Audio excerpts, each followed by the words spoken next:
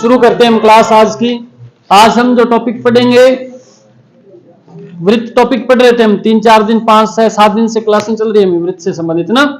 आज हम वृत्त नया पढ़ करके आज हम पढ़ेंगे अर्धवृत्त वाले प्रश्न। ठीक है, तो कुछ बेसिक चीजें जो आपको अर्धवृत्त के क्वेश्चनों को हल करने में हेल्प करेगी, उन बातों पे थोड़ा सा हम ध्यान देंगे। उसके बाद क्वेश्चन आपको करने के लिए मिलेंगे। तो हम समय बर्बाद नहीं करते हुए शुरू करें क्लास। पहला क्वेश्चन स्टार्ट करने से पहले मैं कुछ बेसिक बातें आपको बता देता हूं। सबसे पहले तो आप ही बताएंगे, वैसे मैं आपके सामने एक डायग्राम चित्र वगैरह बनाऊंगा तो आप देख करके बताएंगे। एक तो ये पूरा जो चित्र है इसको आप क्या बोलते थे इतने दिन तक? वृत्त बोलते थे। आज क्या बोलोगे? अरे इसको तो वृत्त ही बोलोगे, अर्धवृत्त कैसे बोलोगे? ये इसका केंद्र बिंदु है, हद करते हो आप भी।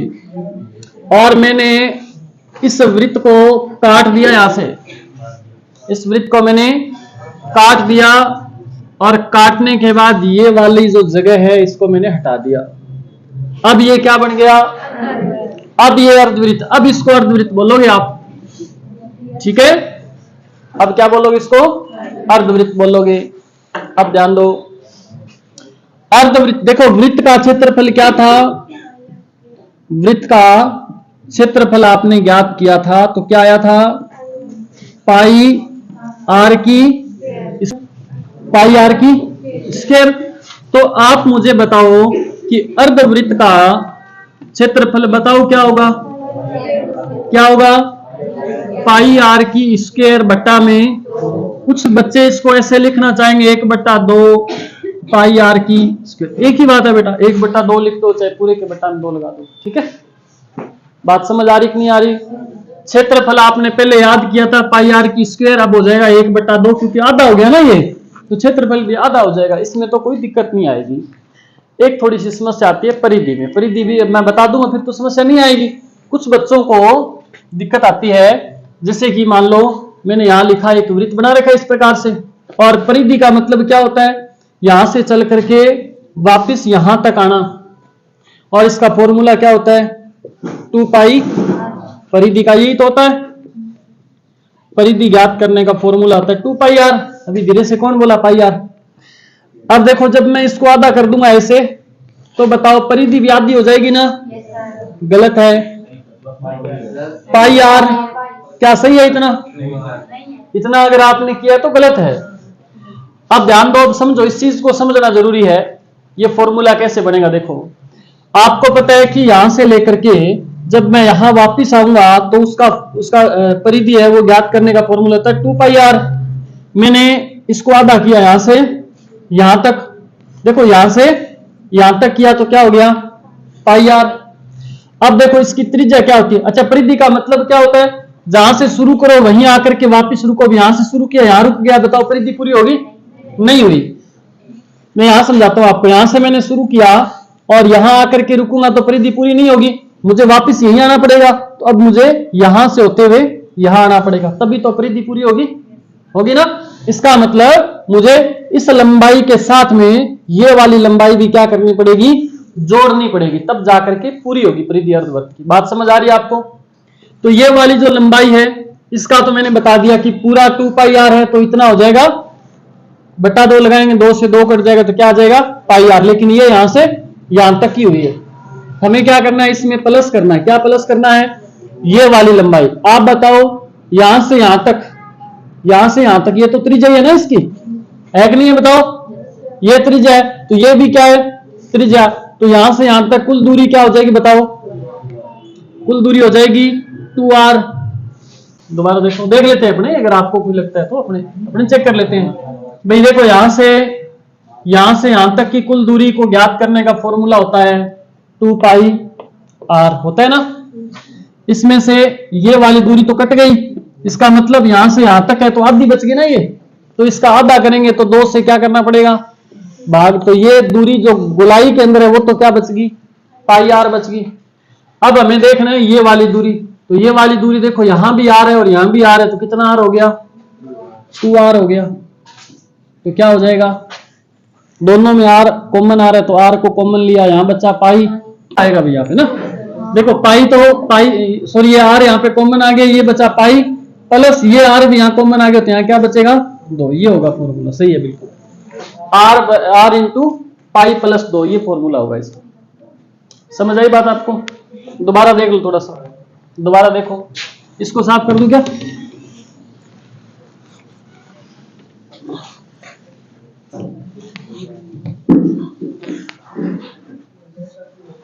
देखो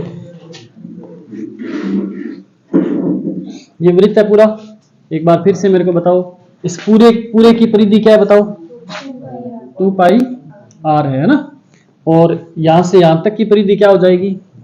1/2 2 पाई आर, 2 से 2 कट जाएगा, क्या बचा? पाई आर। ये क्या हो जाएगा? 1 आर और 1 आर ये हो गया, तो कितना हो गया टोटल? 2 आर। ठीक है, इनमें कॉमन क्या आ जाएगा? आर। अगर आर की स्क्वायर होता ना फिर तो यहाँ पे आर 1 बचता, यहाँ पीछे आर बच जाता ना। अब यहाँ क्या बचेगा? पाई प्लस ये आर इधर आ गया, तो क्या बचेगा? ठीक है, एक अपने एग्जांपल लेकर के देख लेते हैं। मान लो इसकी त्रिज्या है 7, ठीक है, इसकी त्रिज्या क्या है? 7, तो इसकी परिधि कितनी हो जाएगी बताओ टोटल? त्रिज्या 7 हो तो परिधि कितनी होती है? 44 होती है, पूरी 44 होती है, तो यहां से यहां तक कितनी हो जाएगी? 22 ये हो गई, और 7 और 7 14 ये हो गई, कितनी होनी चाहिए? 36। आप देख सकते हैं इसमें लगा करके, त्रिज्या कितनी है? 7 है ना, तो फॉर्मूला क्या हो जाएगा? 22/7।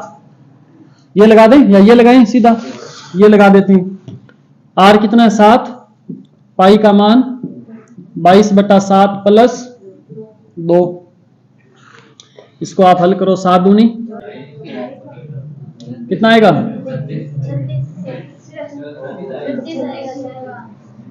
देखो 7 दूनी 14, 14 और 2 36 आएगा, तो बोलो फिर 36/7 इंटू में क्या है? 7 से, तो क्या बचेगा? 36। इधर भी क्या आया था?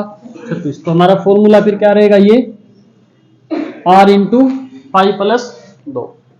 ठीक है, अब सीधे सीधे 2 फॉर्मूले लिख लो। अगर ये सारा समझ नहीं आ रहा तो एक पहला फॉर्मूला तो आप लिख लो, क्षेत्रफल ज्ञात करने का।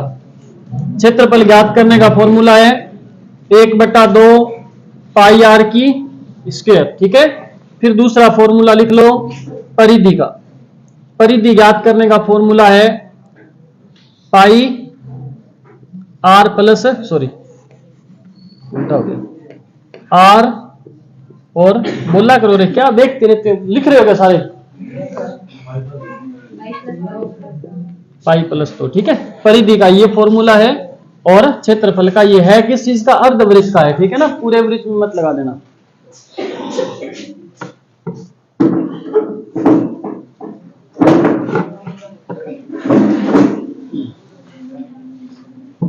दोनों क्षेत्रफल लिख लिया आपने। अर्धवृत्त का क्षेत्रफल 1/2 पाई आर की स्क्वायर, और अर्धवृत्त की परिधि r into pi plus 2। Note कर लिया इतना? चलो आगे बढ़े फिर।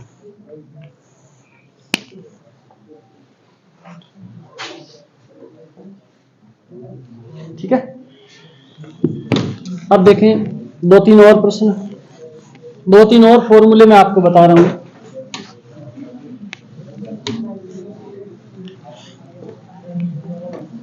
देखना भाई,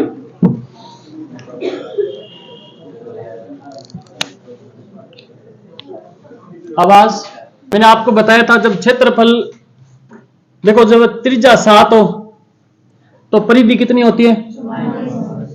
तो परिधि कितनी होती है? 44 होती है। और क्षेत्रफल कितना होता है बताओ? कितना होता है? 154। ये तो है पूरे वृत्त का। फुल वृत्त हो तब है ये। अगर अर्धवृत्त हो तो, अगर त्रिज्या 7 हो तो बताओ परिधि कितनी होगी? परिधि अभी अभी निकाली हमने, कितनी होगी? 36। और क्षेत्रफल बताओ कितना होगा? अरे 1/2 ही तो लगाना है, बाकी तो सेम है। 1/2 लगाओ 77। ठीक है, तो आपको पूरे क्षेत्रफल में आपने ये चीजें याद रखी थी, 744 154। अर्धवृत्त में आपने ये याद रखना है 7 36 और 77। ठीक है, तो आपसे अर्धवृत्त का क्षेत्रफल पूछ ले, अर्धवृत्त का परिमाप पूछ ले, परिमाप दे दे, कुछ भी दे, ये चीजें याद है तो आपको फॉर्मूले की जरूरत नहीं पड़ेगी। ठीक है, परिधि दी है तो बट्टा में 36 लगा दो, क्षेत्रफल दिया है तो बट्टा में 77 लगा दो, त्रिज्या दी है तो बट्टा में 7 लगा दो। जो ज्ञात करना है वो गुणा में लगाना है। बस ये ध्यान रखना है कि अगर क्षेत्रफल ज्ञात करना है तो जितना आए उसकी स्क्वायर करके गुणा करना है, और क्षेत्रफल बट्टा में लगाया तो जितना आया है उसका रूट करके इनसे गुणा करना है, जो भी पूछे। ये मैंने आपको बताया हुआ है पहले से, तो पुनः मैं आपको नया बताऊं, ठीक रहेगा? बार बार एक ही एक बात को क्या बताऊंगा। ये चीज नहीं समझ आती है तो फिर मैंने फॉर्मूला बताया वो लगा करके तो आंसर निकाल ही सकते हैं, कोई भी निकाल सकता है उससे तो आंसर। दोनों चीजें मैंने आपको बता दी, नोट कर लो आप इस चीज को थोड़ा सा। इस पे क्वेश्चन दे देता हूं मैं, आप पहले क्वेश्चन कर लो फिर मैं आपको। किसी अर्धवृत्त का परिमाप 18 सेंटीमीटर हो तो उसका क्षेत्रफल ज्ञात करो। अर्धवृत्त का परिमाप 18 सेंटीमीटर हो तो उसका क्षेत्रफल ज्ञात करो। कैसे करेंगे? पहला सिस्टम देखो, ध्यान दो एक बार सभी। आपको क्षेत्रफल ज्ञात करना है तो क्षेत्रफल अर्धवृत्त का ज्ञात करने के लिए आपके पास होना चाहिए 1/2 और पाई और आर की, इतना मीटर आपके पास होना चाहिए। हलवा बनाने के लिए सारी चीजें जरूरी है, ये होगी तब आप बना पाओगे ना। इसमें से एक भी चीज है, अगर आपके पास हलवा बना रहे हो, इसमें त्रिज्या घी के रूप में काम करती है। अगर आपके पास घी नहीं है तो हलवा बनाओगे क्या? बताओ, पानी में तो नहीं बनेगा, घी चाहिए। तो त्रिज्या है ना, वो घी की तरह काम करती है। अगर हलवे में चीनी कम है तो कम चलेगा, कोई दिक्कत नहीं, फीका भी खा लेंगे लोग। घी नहीं हुआ तो बनेगा ही नहीं। इसलिए आपको सबसे पहला काम क्या करना है, आपको इसकी त्रिज्या पता होनी चाहिए, तभी आप इसका क्षेत्रफल ज्ञात कर पाओगे। और त्रिज्या ज्ञात करने के लिए आपको जो चीज दे रखी है उसी का फॉर्मूला लगाना है। फॉर्मूले से अगर करें तो बता रहा हूं, जो चीज आपको दे रखी है ना उसी का ही फॉर्मूला लगाना है। आपको अर्धवृत्त का परिमाप दे रखा है, दे रखा है ना, दे रखा है कि नहीं दे रखा? अर्धवृत्त का परिमाप दे रखा है तो आप फॉर्मूला भी क्या लगाओ, अर्धवृत्त का परिमाप ज्ञात करने का फॉर्मूला। बताओ क्या होता है? आर गुणा पाई प्लस 2, ये होता है। और आपको अर्धवृत्त का परिमाप दे कितना रखा है, कितना दे रखा है, तो बराबर क्या रख दो इसके 18। बात समझ आ रही है आपको? अब आप देखो R बराबर क्या हो जाएगा, पाई का मान कितना है 22/7 प्लस 2 बराबर 18। तो R बराबर 7 दूनी 14 और 22 कितना हो जाएगा, कितना 36/7 बराबर 18। तो R बराबर क्या हो जाएगा 18 गुणा 7/36, 18 दूना 36। 2 का इसमें भाग देंगे तो बताओ कितनी आएगी त्रिज्या?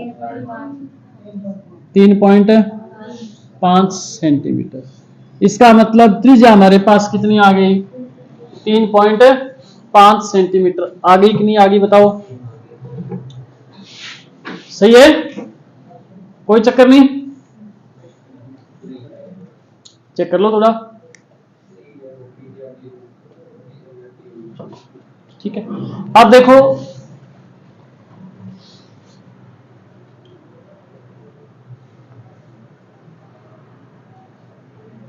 त्रिज्या 7 हो तो परिमाप कितना आता है? पूरे वृत्त का परिमाप 44, ठीक है। 44 का आधा 22 और 22 और 14 36।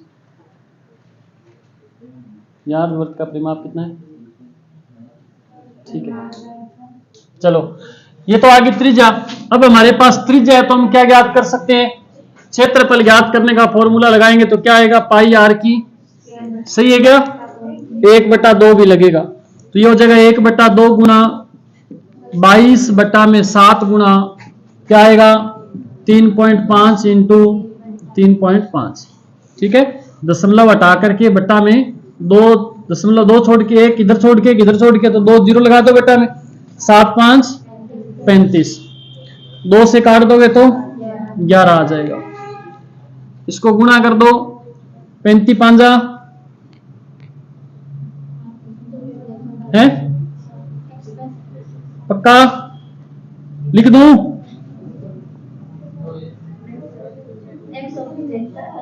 तो फिर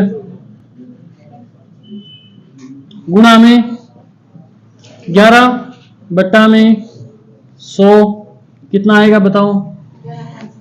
जल्दी से गुणा किया करो, साथ में सारे बोला करो, मुंह में कोई चने दबा रखेंगे सभी ने, बोलते नहीं है बेटे, सुनने से बेटे रहते हैं सारे। 11 का पढ़ा नहीं आता, बोले 11 5 हासिल, 11 7 77 और 5 हासिल 8, 11 एकम 11 और 8 19 बट्टा में 2 जीरो है तो 19 पॉइंट सेंटीमीटर की स्क्वायर।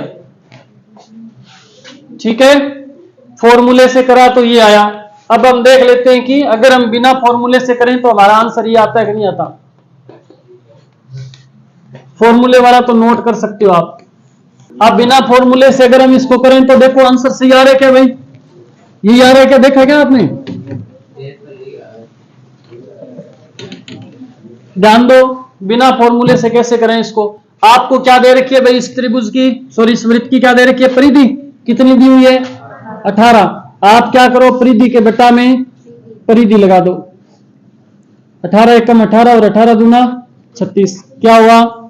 0.5। इसका मतलब आप देखो कि जो 18 है ना वो इस 36 का कितना गुना है?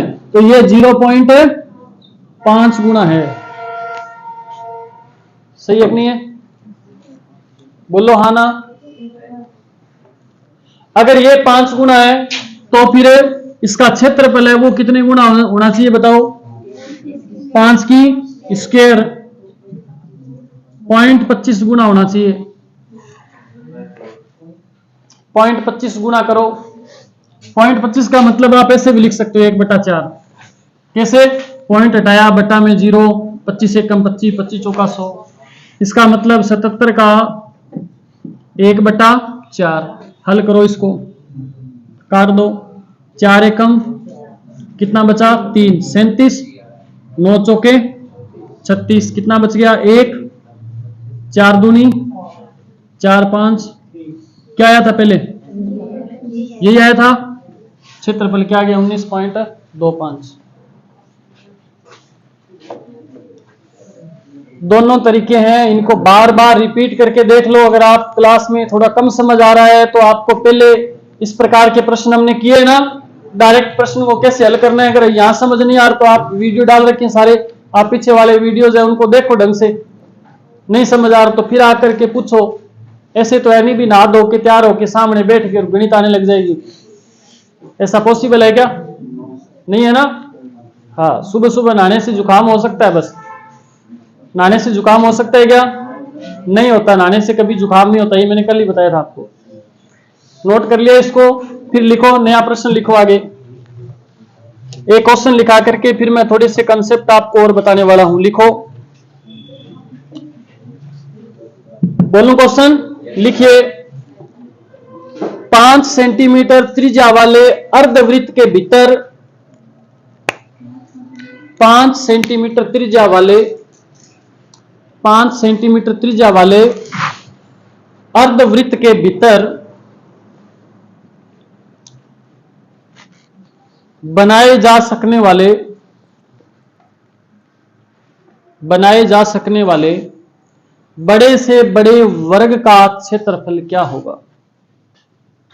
बनाए जा सकने वाले बड़े से बड़े वर्ग का क्षेत्रफल क्या होगा? दूसरा प्रश्न लिखो, बड़े से बड़े वर्ग का क्षेत्रफल लिखा है। दूसरे प्रश्न में लिखो, बड़े से बड़े त्रिभुज का क्षेत्रफल क्या होगा?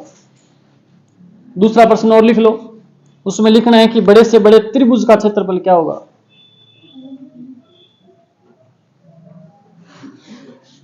पहले में तो बड़े से बड़े वर्ग का क्षेत्रफल पूछा गया, बड़े से बड़े त्रिभुज का क्षेत्रफल पूछा जा सकता है। तीसरा और लिख लो, तीसरे में जहां त्रिभुज लिखा है बड़े से बड़े वृत्त का क्षेत्रफल बताओ।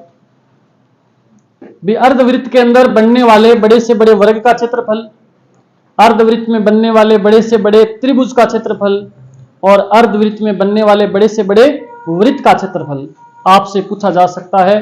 तो तीनों ही मैं एक साथ ही आपको समझा देता हूं।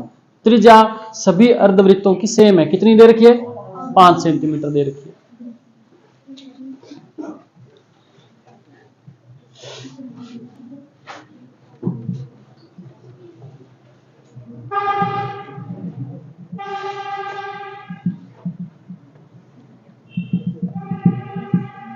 ध्यान दो भाई, पहले हम कर लेते हैं त्रिभुज का। करें क्या?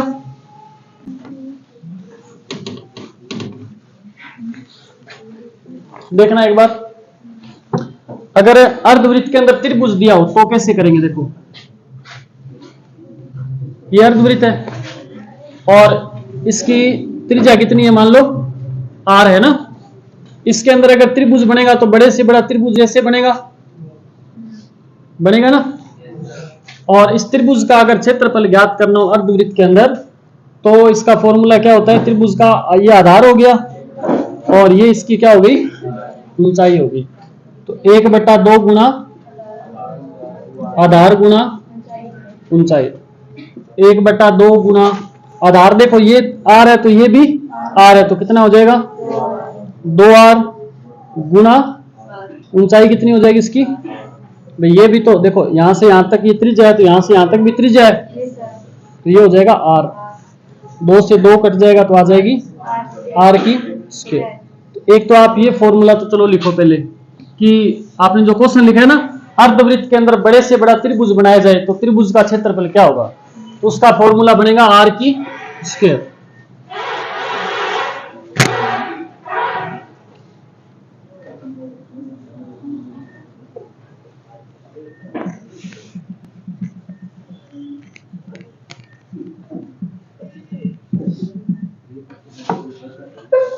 ये फॉर्मूला किस चीज का बना है भाई? r की स्क्वायर। अर्धवृत्त के अंदर बनने वाले बड़े से बड़े त्रिभुज का क्षेत्रफल ज्ञात करना हो तो अर्धवृत्त की जो त्रिज्या है उसकी स्क्वायर कर देंगे सीधा, ठीक है। फिर एक मैंने आपको बताया था वृत्त वाला कि एक अर्धवृत्त है, इसके अंदर बड़े से बड़ा वृत्त बनाना है हमें। इसके अंदर हमें क्या बनाना है? बड़े से बड़ा वृत्त। ध्यान दो प्लीज, अरे सामने इसमें बड़े से बड़ा वृत्त बनाना है। इस वृत्त का क्षेत्रफल ज्ञात करना हो तो इसका फॉर्मूला क्या होगा? आप देखो भी यहां से ये इसका ये व्यास का आधा, यहां से त्रिज्या है, ये त्रिज्या है तो ये भी क्या है? त्रिज्या है, ठीक है। लेकिन ये जो त्रिज्या, ध्यान देना, ये ऊपर की तरफ जो त्रिज्या है ना, ये इस वृत्त का क्या है? व्यास है, ठीक है। तो इस छोटे वाले वृत्त की त्रिज्या क्या हो जाएगी? इस व्यास का आधा हो जाएगा, तो ये त्रिज्या हो जाएगी r/2। तो इस अंदर वाले वृत्त का क्षेत्रफल अगर हमें ज्ञात करना हो, अर्धवृत्त के अंदर जो वृत्त बना है इसका क्षेत्रफल ज्ञात करना हो तो क्षेत्रफल बराबर क्या हो जाएगा? फॉर्मूला क्या होता है? पाई r की स्क्वायर। तो पाई तो पड़ा रहने दो, चलो पाई r कितना है हमारे पास इसमें? r/2 की स्क्वायर, ठीक है। ये हो जाएगा पाई r की स्क्वायर बट्टा में 4। ये इसका फॉर्मूला होगा। अर्धवृत्त के अंदर जब वृत्त बनाया जाए, उस वृत्त का क्षेत्रफल आपसे पूछे तो उसका फॉर्मूला हो जाएगा पाई r की स्क्वायर बटा में 4। अर्धवृत्त के अंदर जब हम वर्ग बनाएंगे तो ये इसका व्यास का आधा यहां होगा, यहां से इस प्रकार से एक वर्ग बना दीजिए, ठीक है। हम मान लेते हैं कि इस वर्ग की जो भुजा है ना, ये भुजा हम मान लेते हैं इसकी a है, ठीक है। और ये अगर a है तो ये देखो, अगर हम यहां से एक इस प्रकार से विकर्ण खींच दें, इसके अंदर विकर्ण तो नहीं कह सकते खैर इसको, लेकिन एक यहां से अगर हम इस आधी भुजा पे अगर त्रिभुज बना देना तो अगर ये a है तो ये हो जाएगा a/2, ठीक है। ये समझ आ रही बात आपको? ये वर्ग की पूरी भुजा a है तो ये आधी भुजा क्या हो जाएगी? a/2। और ये जो भुजा है ना, ये इस वृत्त की क्या है? त्रिज्या है। ये इस वृत्त की क्या है? त्रिज्या। इतनी बात समझ आई आपको? देखो दोबारा, ये देखो यहां से केंद्र बिंदु से होकर के परिधि तक जो रेखा जा रही है वो तो त्रिज्या है इस अर्धवृत्त की, और इसके अंदर मैंने वर्ग बनाया, वर्ग की ये भुजा मैंने ए मान ली, तो ये जो भुजा है ना, इन दोनों को, इस भुजा को ये बराबर भागों में बांट करके मैंने इस प्रकार से एक रेखा खींची है, ये ए है, तो इस भुजा का आधा क्या हो जाएगा, ए बटा 2। अब मैं इस त्रिभुज के अंदर ये 90 डिग्री का कोण बन रहा है यहाँ पे, ठीक है, ये इसके सामने क्या है, कर्ण, कर्ण में मान लेता हूं आर दे रखा है, तो आर स्क्वायर बराबर क्या हो जाएगा, ए की स्क्वायर प्लस ए बटा 2 की स्क्वायर, ठीक है, तो ये हो जाएगा आर स्क्वायर बराबर, जब इस ए की स्क्वायर करूंगा तो ये ए स्क्वायर प्लस ए स्क्वायर, तो ए स्क्वायर रहेगा, 2 की स्क्वायर करूंगा तो 4, ठीक है, इसको जब मैं हल करूंगा तो 4 ए की स्क्वायर प्लस 1 ए की स्क्वायर, ये पड़ा तो कितना हो जाएगा, 5 ए की स्क्वायर बटा में 4, ये मेरे पास आ गई आर स्क्वायर बराबर, ठीक है। मुझे अगर इसकी भुजा ज्ञात करनी हो, अगर मुझे इसकी भुजा ज्ञात करनी हो तो कैसे करूंगा मैं, तो पूरा क्षेत्रफल का फॉर्मूला बता रहा हूं, रट्टे मार लेना अगर नहीं समझ आया तो बाद में। अब देखो मेरे पास ये आ गया कि 5 ए की स्क्वायर बटा में 4 बराबर ये किस चीज का, आर स्क्वायर। अगर मुझे ए स्क्वायर चाहिए, ए स्क्वायर बराबर क्या हो जाएगा, आर की स्क्वायर बट्टा में आ जाएगा 5 गुना में ना, बट्टा में, और गुना में क्या आ जाएगा 4, ठीक है। अब ध्यान देना, अगर मुझे इस वर्ग का क्षेत्रफल ज्ञात करना, वर्ग का क्षेत्रफल ज्ञात करने का फॉर्मूला क्या होता है, भुजा की स्क्वायर, और ये क्या है, भुजा की स्क्वायर है, इसका मतलब ये वर्ग का क्षेत्रफल है, और वर्ग का क्षेत्रफल ज्ञात करना तो फॉर्मूला हो जाएगा त्रिज्या की स्क्वायर बटा में 5 गुना में 4, ठीक है, ये आप इतना नोट कर लो। अगर भुजा चाहिए तो स्क्वायर है, उधर जाकर के रूट हो जाएगा। मेरे को क्षेत्रफल ज्ञात करना तो आप डायरेक्ट लिख लो, जब किसी अर्धवृत्त के अंदर कोई वर्ग बनाया जाए तो उस वर्ग का क्षेत्रफल बराबर क्या होगा, ये फॉर्मूला लिख लेना आप डायरेक्ट, इतना आर स्क्वायर बटा में 5 गुना 4, या 4 आर की स्क्वायर बटा 5। बड़ा परेशान किया इसने,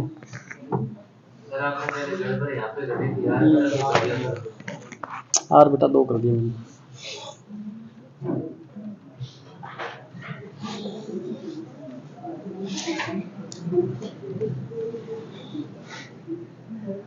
अब इस वो जो क्वेश्चन दिए थे ना तीनों, उन तीनों के आंसर फटाफट बता दो मेरे को। निकाले के 2 की तो निकाल लिए थे आपने, क्या आए थे बताओ। पहला प्रश्न क्या था बताना मेरे को, क्या ज्ञात करना था, वर्ग का क्षेत्रफल क्या आया था बताओ, निकालो जल्दी से वर्ग का क्षेत्रफल।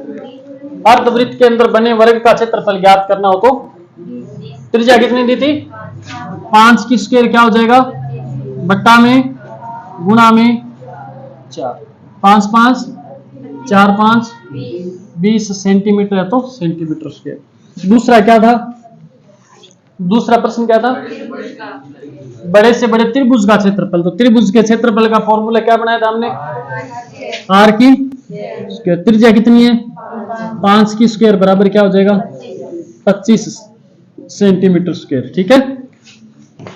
और तीसरा क्या था, वृत्त के अंदर बने वृत्त का क्षेत्रफल है ना, क्या था बताओ, पाई आर की बटा में पाई का मान 22/7 गुना 5 5 25 बटा में 4, तो ये कटेगा नहीं पूरा पूरा, इसका दशमलव में आंसर आएगा, हाँ 19.64 यही आएगा, ठीक है। अब ये मैंने आपको बेसिक बताया, इसको थोड़ा दोबारा देख लेना आप, अगर नहीं समझ आए तो इस चीज को एक बार दोबारा घर जा करके रिपीट करके जरूर देख लेना, इस बेस पे कल हम क्वेश्चन करेंगे खूब सारे।